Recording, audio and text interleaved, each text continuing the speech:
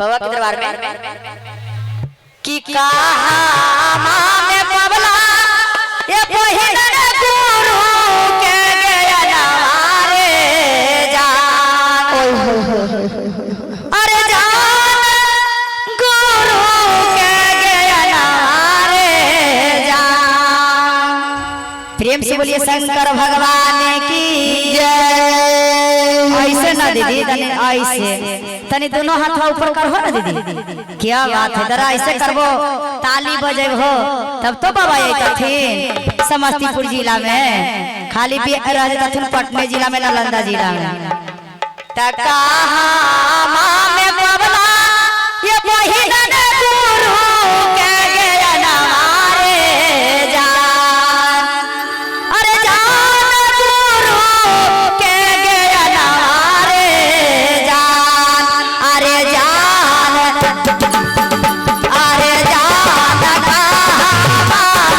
बाबला शिवा गाना रे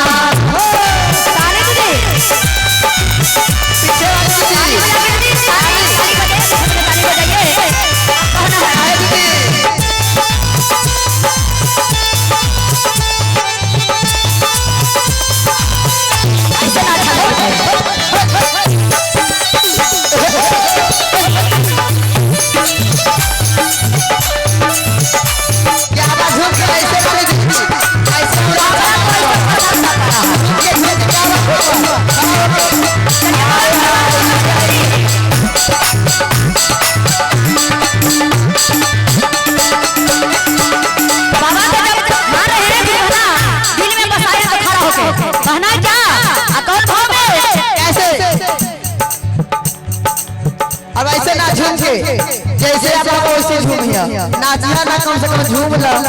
कैसे झूम के ऐसे ना दीदी, बाबा ऐसे नहीं आते हैं।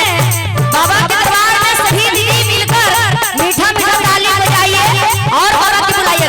क्या बात है, क्या बात है, कहना है देवा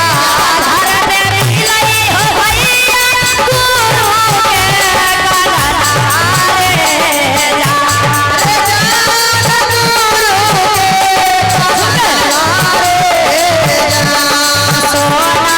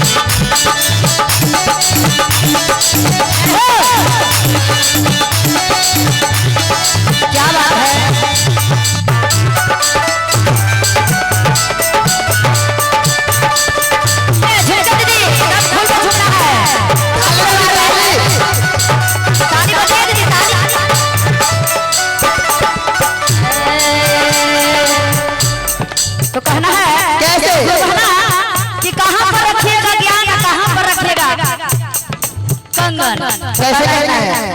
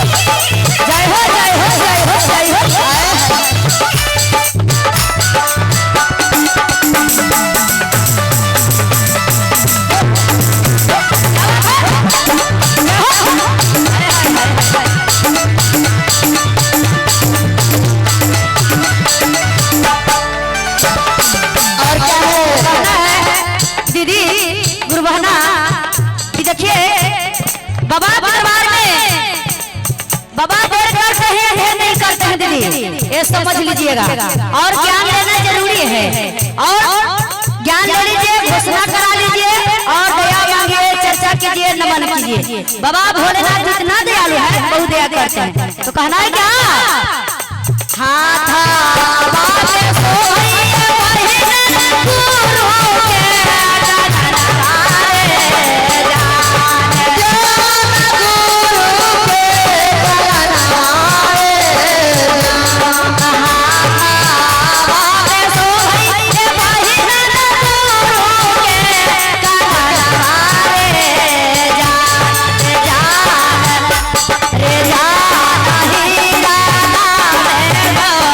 गुरु के